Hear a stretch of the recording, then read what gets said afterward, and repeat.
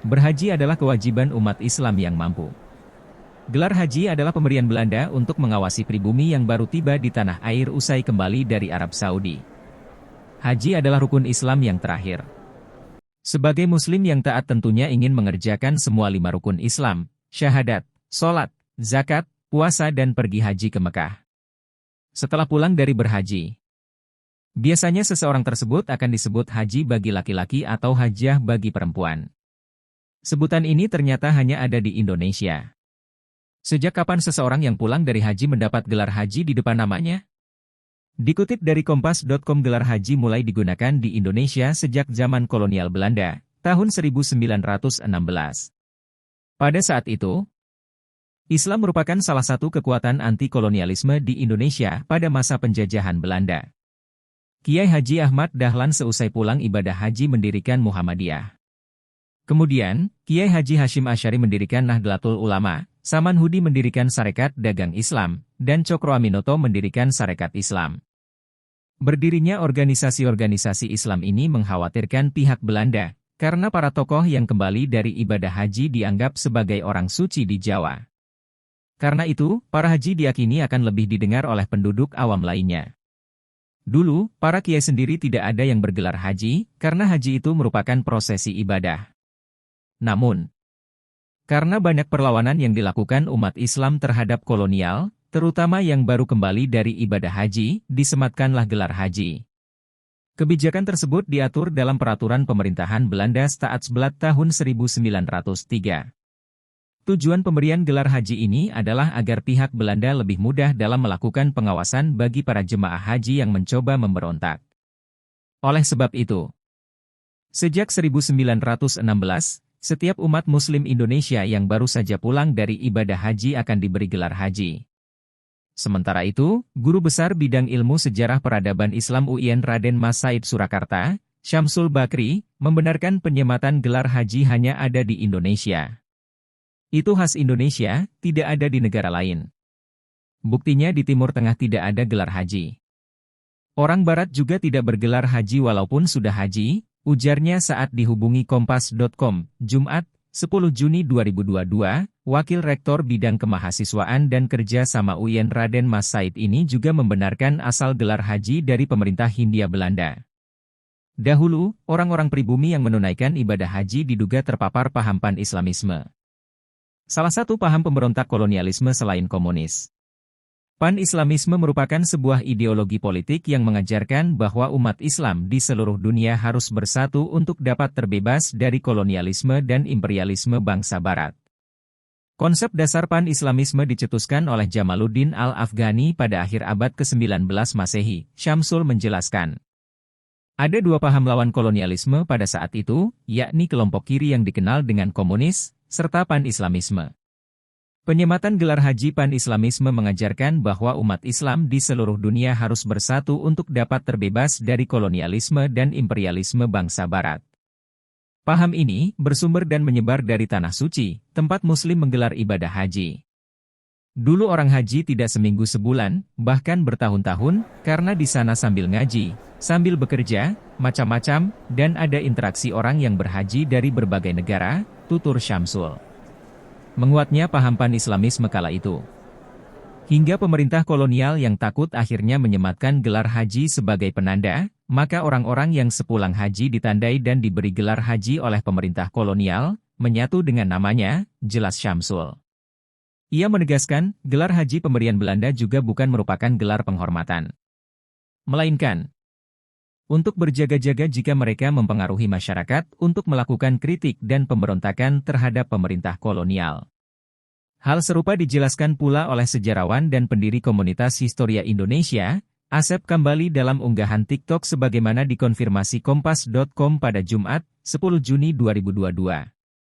Asep menuturkan, gelar haji merupakan salah satu upaya untuk mengendalikan penyebaran paham pan-Islamisme dari ibadah haji yang merebak pada awal abad ke-20. Salah satunya sejak 1916, pemerintah Belanda menyematkan gelar haji di depan nama setiap penduduk Muslim yang ada di Hindia Belanda dengan maksud agar mudah diawasi, jelas dia.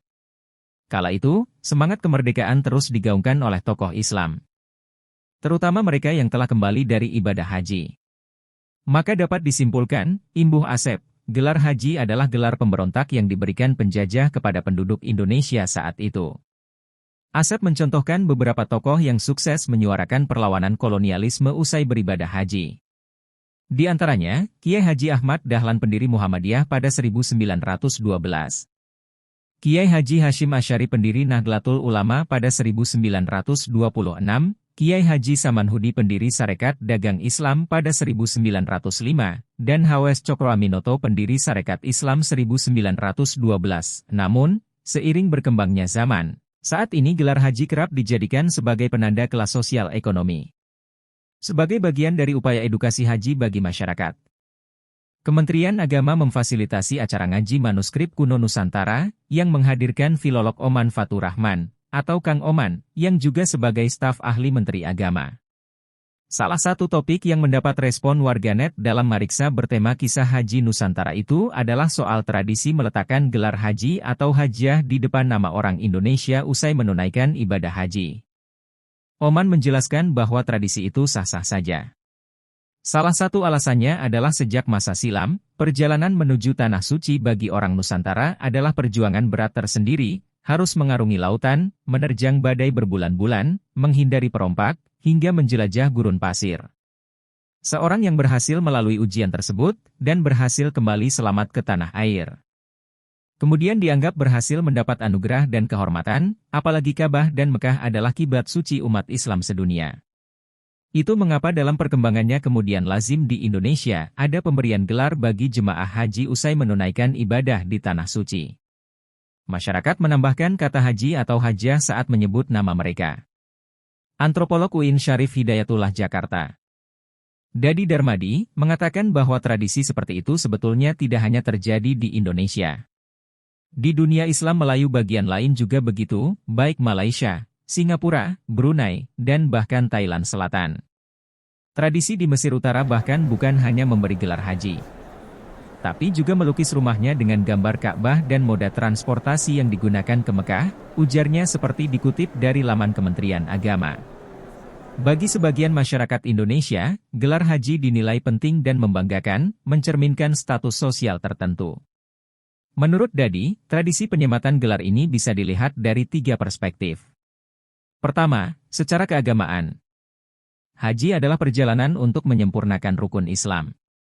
Perjalanan yang jauh dan panjang, biaya yang mahal, persyaratan yang tidak mudah, membuat haji menjadi sebuah perjalanan ibadah yang semakin penting dan tidak semua orang bisa lakukan. Untuk itulah gelar haji dianggap layak dan terus disematkan bagi mereka yang berhasil melakukannya, tuturnya. Sejak awal abad 20, industri perjalanan haji semakin besar. Sejumlah perusahaan kapal Belanda juga turut serta di dalamnya. Jemaah haji Nusantara pun semakin besar jumlahnya. Perjalanan haji relatif lebih mudah dan cepat, tapi gelar haji tetap digunakan dan bahkan semakin populer, jelasnya. Kedua, secara kultural, narasi dan cerita-cerita menarik, heroik, dan mengharukan selama berhaji juga terus berkembang menjadi cerita populer, sehingga semakin banyak orang tertarik naik haji. Sebagian besar tokoh-tokoh masyarakat juga bergelar haji. Cerita-cerita ini terus bersambung hingga kini sehingga menjadi semacam genre tersendiri sebagai memoir.